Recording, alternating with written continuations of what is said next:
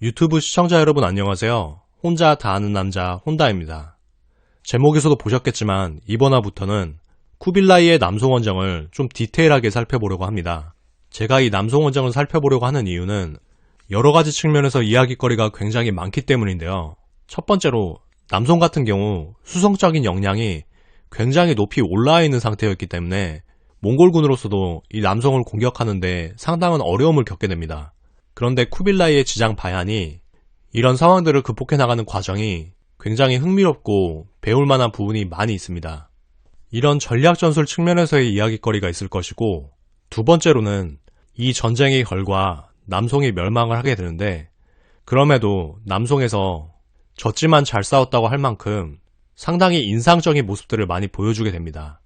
사료에 기록된 바에서도 굉장히 흥미로운 포인트들이 많이 있고요.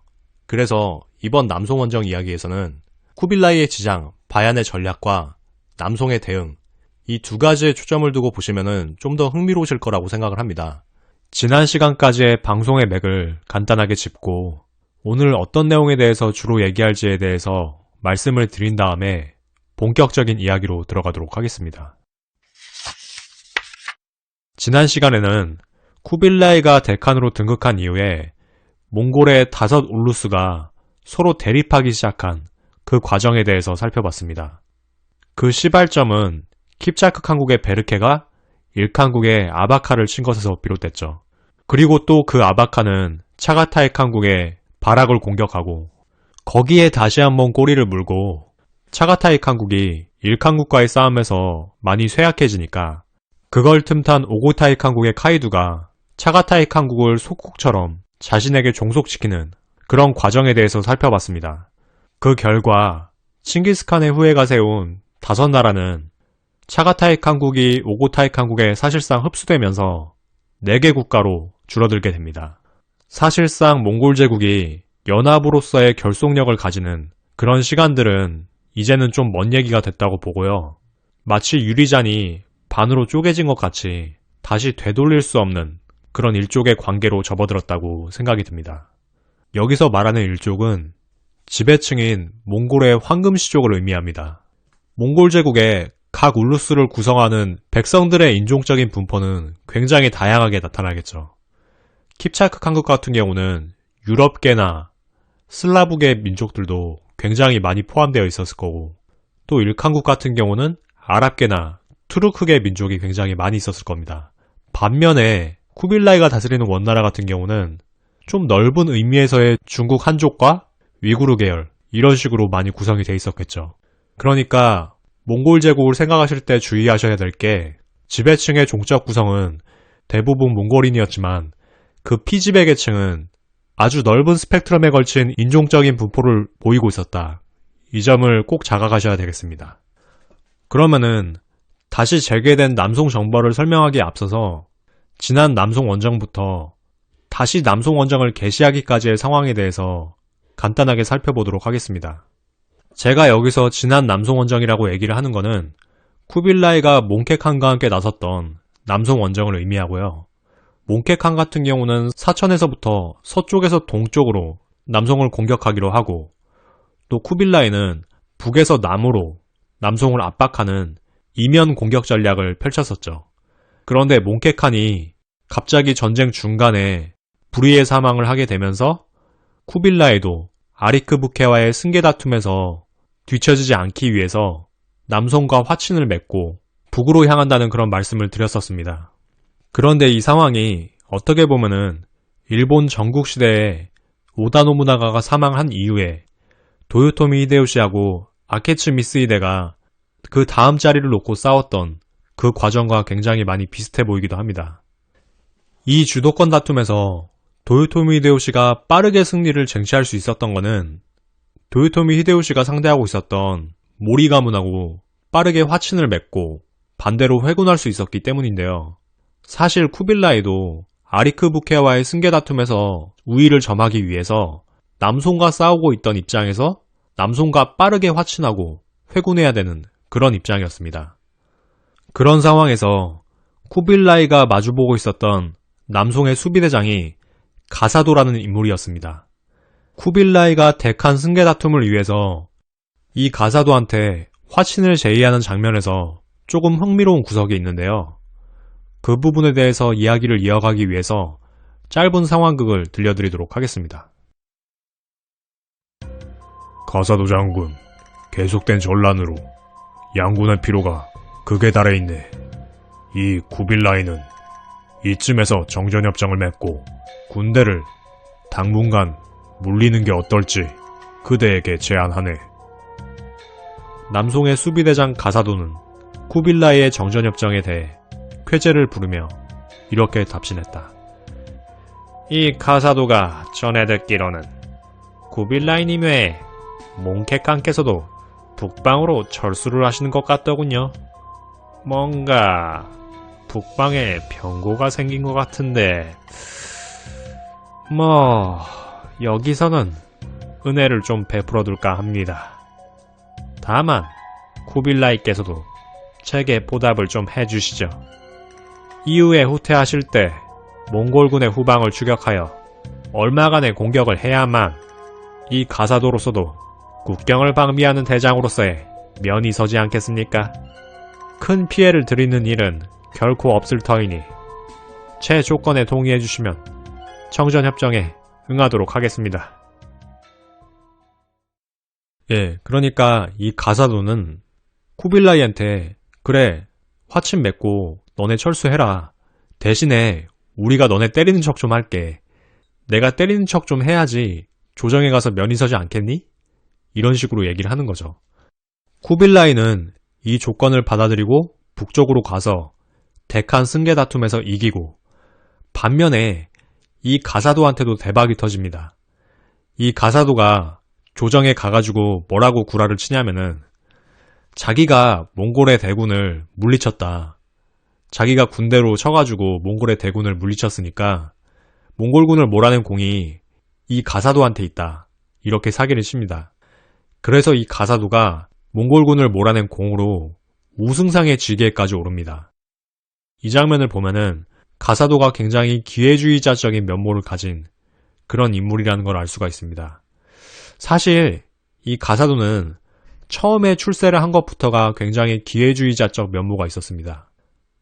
대대로 대단한 가문의 출신이었다든지 대단한 능력이 있어가지고 등용이 됐다든지 그런 게 아니고, 사실 누이가 남송의 황제인 이종의 황후가 되면서 그 백으로 인해서 고관급의 관료에 오른 그런 인물이었습니다. 비슷한 예로는 한무제 때 위청을 들 수가 있고, 또 삼국지에서 나오는 하진을 들 수가 있죠. 그런데 사실 이런 등용 과정이 유능과 무능을 확정짓는 요소라고 볼 수는 없습니다. 왜냐면은 한무제 때의 위청 같은 경우는 누나가 한무제의 황후가 되면서 장군으로 등용이 되지만 한무제의 흉노정벌에서 굉장히 큰 공을 이루면서 능력적인 부분도 굉장히 뛰어나다는 걸 보여준 그런 사람입니다. 반면에 삼국지의 하진 같은 경우는 누이가 한나라 영제의 황후여가지고 출세한 그런 케이스죠. 그런데 이 하진 같은 경우는 잘 아시겠지만 십상시의 계략에 말려가지고 처참하게 목숨을 잃는 그런 정치면에서는 다소 무능한 인물이었습니다. 이런 여러 가지 사례들이 있기 때문에 이 사례 하나만 가지고 이 가사도를 너무 지나치게 평가절하하는 것은 좀 문제가 있습니다. 그런데 다만 이 가사도는 굉장히 권력에 대한 야욕이 강하게 있었던 인물이라고 생각이 됩니다.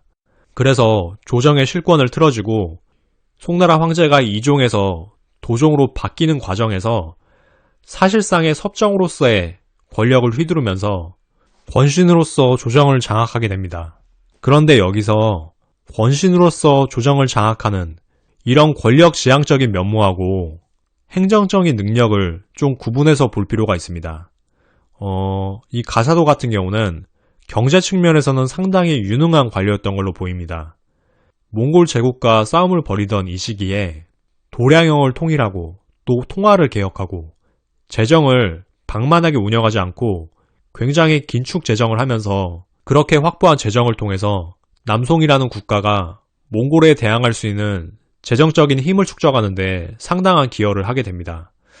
그런 측면에서는 경제 측면에서 유능한 관료였다고 볼 수가 있습니다. 다만 위험 요소가 있다면은 다른 한편으로 국방 측면에서는 상당한 문제를 좀 가지고 있긴 했죠. 왜냐하면 쿠빌라이하고 자기 멋대로 밀약을 맺어놓고서는 몽골군을 물리친 게 자기의 공이라는 조작까지 펼치기도 했습니다. 그래서 국방 측면에서는 상당히 위험한 선을 넘는 그런 인물이었다고 할 수가 있습니다. 그래서 종합적으로 좀 평가를 해보자면은 이 가사도라는 인물은 굉장히 권력지향적인 그런 권신이라고 말씀을 드렸고, 경제 측면에서는 상당히 유능한 관료였지만 국방 측면에서는 상당한 안보적인 위험을 초래할 수 있는 그런 인물이었다고 할 수가 있습니다. 이런 식으로 입체적인 인물이기 때문에 과거와 현재의 평가가 상당히 엇갈리는 인물이긴 한데요. 제가 이 인물을 묘사를 해드린 이유가 이 인물이 사실상 남송의 조정을 장악하고 있고, 또 오늘 이야기에서는 그렇게 중심이 되지 않지만 다음 이야기에서부터는 이 인물의 행보가 몽골군의 남송 원정에 상당한 영향을 주기 때문에 이 점을 시작부터 좀 설명드리고 다음으로 넘어가려고 하는 겁니다. 이 가사도의 얘기는 남송 중앙부의 얘기고요. 오늘은 중앙부의 얘기를 하기보다는 남송의 최전선에 대한 이야기를 하려고 합니다. 그러면은 최전선에 대한 이야기로 넘어가 보도록 하겠습니다. 몽골군은 1268년 이래로 남송 공략에 나서게 되는데요. 이때 당시에 쿠빌라이가 파견한 남송 원정의 총대장은 바로 예전에 폴락으로부터 빼앗은 바얀이라는 장군이었습니다. 이 바얀을 총대장으로 하고 그 밑에 아추라는 부장을 붙여줍니다. 이 아추라는 부장은 수부타이의 손자고 또 쿠빌라이하고 안남국을 토벌했던 우량카다이의 아들이기도 합니다. 그러니까 칭기스칸, 쿠빌라이와 굉장히 인연이 깊은 그런 장군이 이 아추라고 할 수가 있고요. 그리고 몽골 제국에서는 위구르나 아랍 출신의 사람들이 행정관으로서 굉장히 높은 능력을 보이게 되는데, 군 행정관으로서 위구르 출신의 아리카야라는 사람을 붙여줍니다. 그래서 이 세 명이 중심이 돼서 남송 공략을 준비를 하게 됩니다. 그러면 남송 공략의 시작점은 어디냐 하면은, 여러분들 삼국지에 익숙한 분들은 잘 아실 텐데 형주 북부의 양양과 번성이라는 곳입니다. 현대 중국의 지명으로 얘기하면은 후베이성의 상양이라는 도시로 보시면 될 것 같습니다. 이 지역을 확실하게 확보하는 데 집중을 하게 됩니다. 거기에는 대략 두 가지 정도의 이유가 있을 것 같습니다. 첫 번째는 이 양양이라는 곳의 위치를 감안한 굉장히 전략적인 선택이라고 할 수가 있습니다.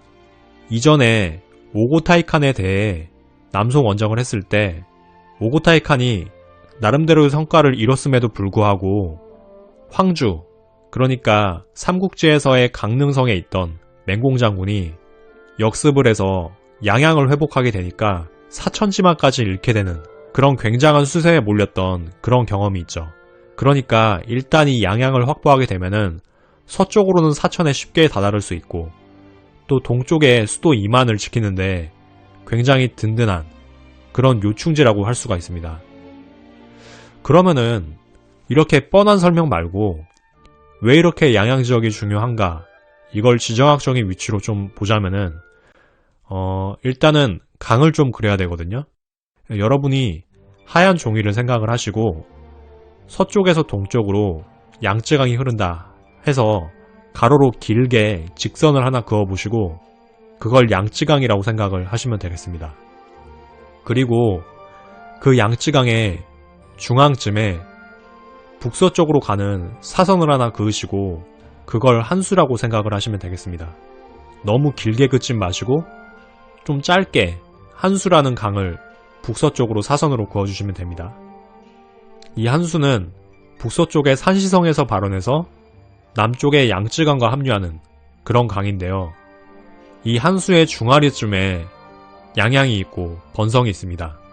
그런데 이 두 성이 어떻게 있냐면은 이 한수라는 강을 두고 남쪽에는 양양성, 그리고 그 북쪽에는 번성, 이렇게 한 쌍의 교두보처럼 서로 붙어 있습니다. 한마디로 두 성은 한수를 사이에 두고 서로 강 건너편에서 마주보고 있는 형국이라고 보시면 됩니다. 이 성을 확보하면은 한수의 북쪽으로 가기도 좋고 한수의 남쪽으로 가서 양쯔강으로 향하기에도 굉장히 좋은 그런 전략적인 거점이라고 할 수가 있습니다. 더더군다나 이 성이 더욱더 중요한 게 이 양양성과 번성이 있는 지점을 좀 더 확대를 해서 살펴보게 되면은 여러분 머릿속에서 삼지창의 창날을 하늘을 향해서 뻗게 한 다음에 창날의 뾰족한 세 부분 중에서 가장 서쪽에 있는 거를 한수라고 생각을 해보십시오. 나머지 두 줄기는 양쯔강으로 합류하는 다른 지류, 그리고 삼지창의 손잡이는 이 세 지류가 합류해가지고 양쯔강을 향해서 흘러가는 그런 굵은 물줄기라고 생각을 하시면 됩니다. 그러니까 이 양양과 번성은 이렇게 세 개의 물줄기가 하나로 합쳐져서 양쯔강으로 흘러가는 그런 굉장한 요충지에 있습니다.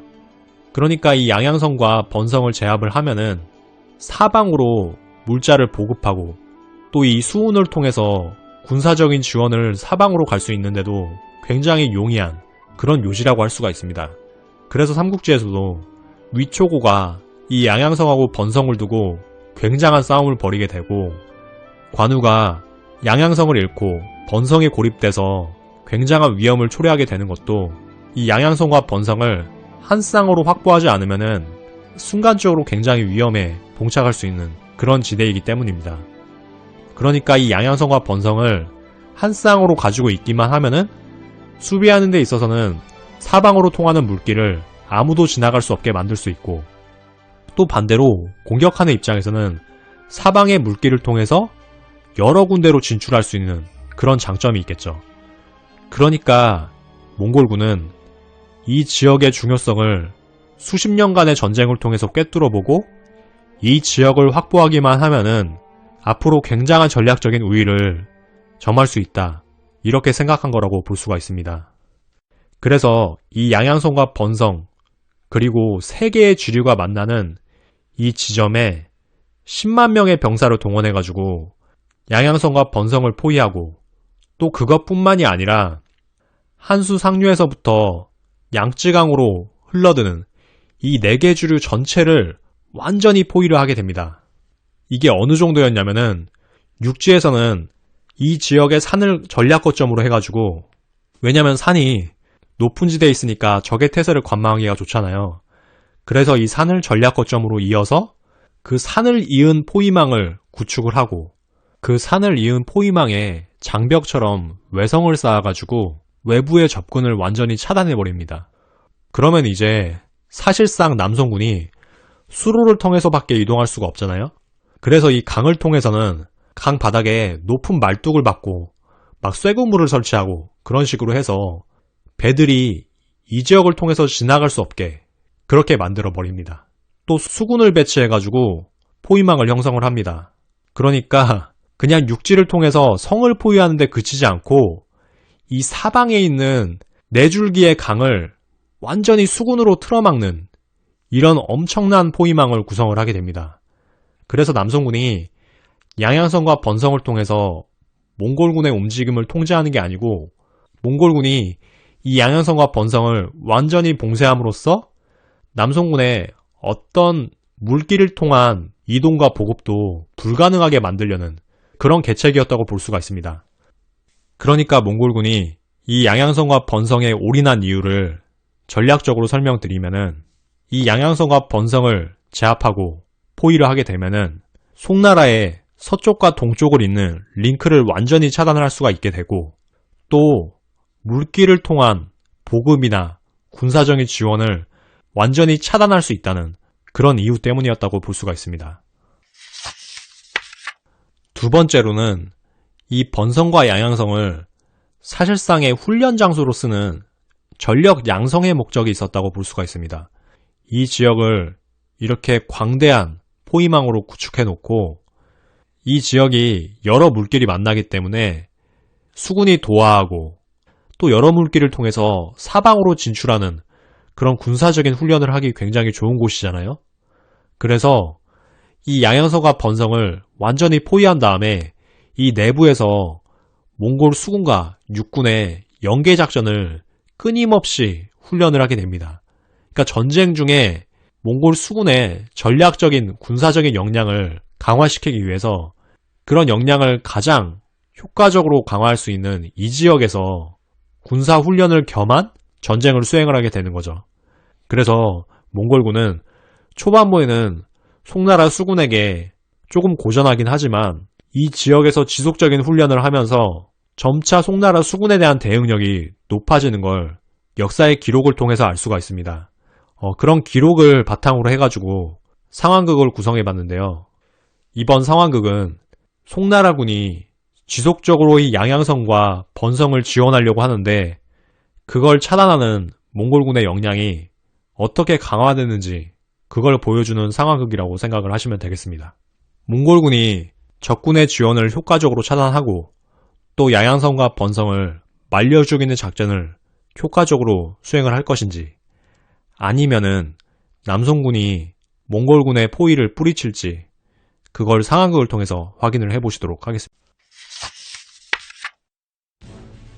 1268년부터 시작된 몽골군의 수륙 양면 포위로 인해 양양성과 번성은 완전히 고립되었다.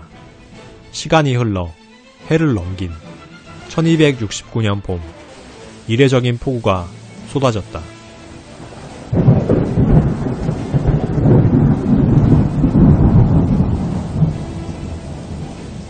송나라에서는 이를 틈타 배를 띄워 양양성에 보급을 하기 위해 바쁘게 나섰다. 하귀 장군님, 물이 이렇게까지 불어나다니 그야말로 하늘이 도우셨습니다. 그러게 말이네. 불어난 물 덕분에 몽골군이 강바닥에 박아둔 말뚝을 가뿐히 넘을 수가 있게 되었어.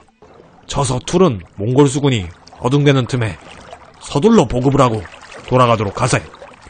네! 이윽고 남송의 보급선은 양양에 도착하였다. 보급선을 확인한 양양성은 기쁨의 환성을 지르며 한수에 면한 성문을 열었다.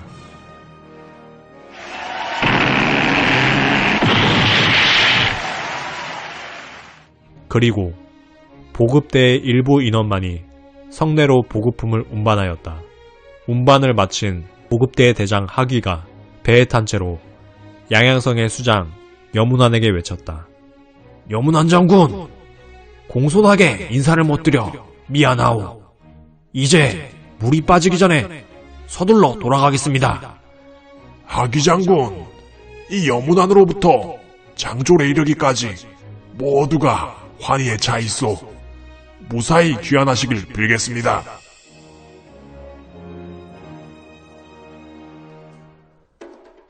폭우를 틈탄 남송의 기습적인 보급에 몽골군은 손 놓고 당한 처지가 되었다. 그러나 이 사건으로 인해 양양성 일대의 포위는 더욱 굳건해지게 되었다. 포위망은 두세 겹으로 더 강화되었고 수군이 보강되어 몽골 수군은 수천 척의 함석을 보유하고 일대를 엄중하게 봉쇄하기 시작한 것이다. 그러자 남송에서는 몽골 수군의 전력을 약화시키고 양양성을 구원하고자 원군을 파견하였다. 같은 해인 1269년 7월에는 보급을 맡았던 하귀가 전선 3,000척과 5만 명의 군대를 이끌고 구원에 나섰지만 실패하였다. 그럼에도 양양성은 높고 견고한 성벽에 의지해 3년을 버텼다. 그 와중에 남송군은 수시로 구원에 나섰다. 1270년 9월과 1271년 6월에 법문우라는 장군이 수천 척에 이르는 배와 10만여 군사를 이끌고 몽골군에 도전했으나 참패하고 말았다. 이렇듯 몽골군의 수군 역량이 높아지자 남송 수군의 움직임이 움츠러들고 말았다. 그러나 양양성의 군사들이 굶어 죽게 할 수 없다는 생각에 남송의 두 장군이 결사대로 나섰다. 두 장씨 장군은 특별히 뛰어나고 용맹한 군사 3,000명을 선발하여 하명하였다. 용사들이여, 우리는 죽으러 가는 것이다. 결사대의 두 대장 중 장귀라는 장군이다. 체구가 비교적 왜소해 외장이라 불리웠다. 그렇다. 하지만 그대들이 선발된 용사라고 해서 죽음을 강요할 수는 없는 법. 이번이 아닌 다음 싸움에서 남송의 미래를 지키고자 하는 자는 우리와 함께하지 않아도 좋으니 지금 대오에서 빠지도록 하라. 결사대의 두 대장 중 장순이라는 장군이다. 주건 출신이었기에 주건장이라 불리웠다. 필사의 각오를 보인 두 장군의 모습에 감화를 받은 용사의 대다수는 결사대로서의 임무를 받아들였다. 그리고 몽골군이 빽빽이 들어찬 수로를 향해 맹공을 가했다. 그리하여 돌파구를 마련한 뒤 양양성을 향해 빠르게 나아갔다. 120여리, 그러니까 47km가량을 결사의 각오로 돌파한 남송의 군대는 기적적으로 양양성에 입성하여 성의 수장인 여문왕과 조우하였다. 양양성에 도착한 것은 두 장군 중 외장이라 불리운 장귀장군 뿐이었다. 장귀장군, 이곳 양양성까지 오시느라 얼마나 수고가 많으셨소. 힘들게 가져오신 양곡 덕분에 앞으로 다시 당분간은 버틸 수 있게 되었소. 이제 더는 밖에서 고생 마시고 이 성에서 함께 적을 맞아 싸우는 게 어떻습니까? 여장군, 제가 이곳까지 온 것은 양곡을 전달해 양양성의 장병에게 먹을거리를 전달하기 위함이었는데 전투 중에 대반을 잃어버리고 말았습니다. 굳이 제 입을 보태 귀중한 식량을 축내기보다는 다시 돌아가 연락망을 구축하도록 하겠습니다. 장군의 뜻이 그러시다면 내가 맡기는 힘들겠군요. 사실 떠나시기에 앞서 전할 말이 있습니다.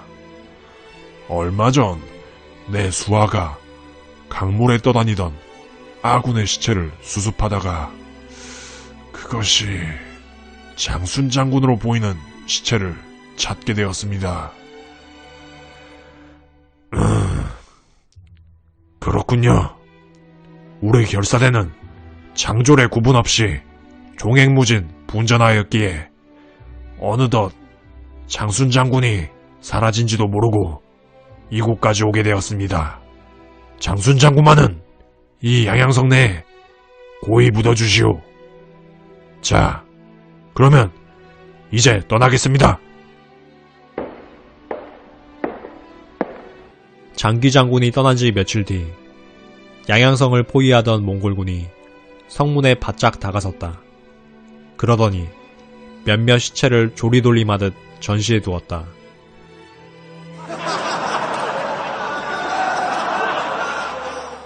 그 시체는 양양성에서 다시 출격한 외장, 장기와 그를 따른 결사대의 시신이었다. 그 이후로 양양성에 대한 남송군의 지원은 사실상 완전히 끊기게 되었다. 하지만 양양성은 이런 서글픈 현실 속에서도 우뚝 서서 버티고 있었다.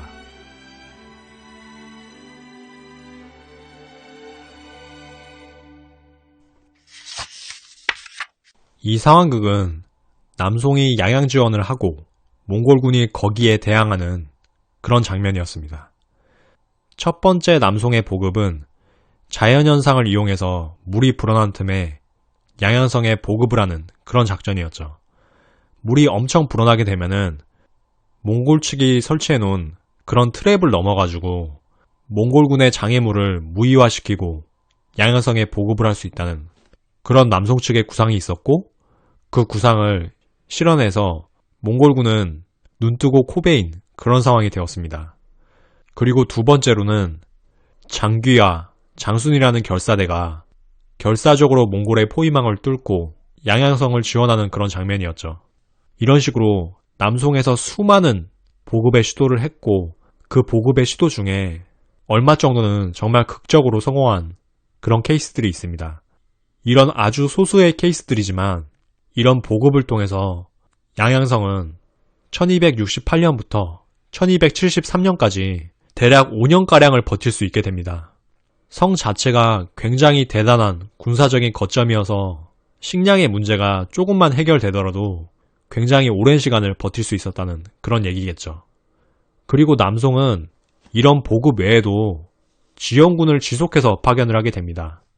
몽골군이 수륙방어를 완전히 구축하고 포위를 하고 있기 때문에 이 지역의 군을 몰아내야만 결정적으로 양양을 구원할 수 있기 때문이겠죠.